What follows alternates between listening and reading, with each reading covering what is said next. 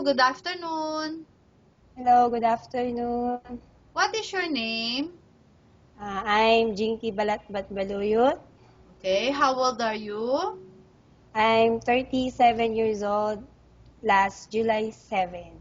Okay, so are you still single or married? Married with 2 Married. kids. 2 kids. So how old are Yes. they? My eldest is 10 years old and the youngest one is 7 years old. Okay. So what is your educational background?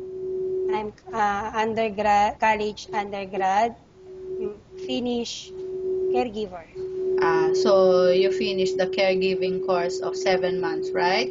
Yes, ma'am. Okay, that's good. So why do you want to work here in Hong Kong? I want to earn money for the education of my 2 sons. Okay. So tell me your skills. I'm good in caring of babies, even the elderly.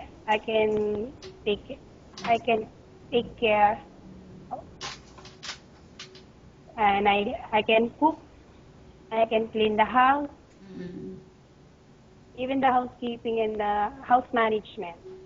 okay. So taking good care of baby and elderly is okay with you? Yes, ma'am. Okay.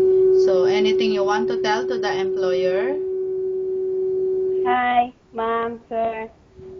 Uh, if you hire me, I'm willing to work hard and do my best if you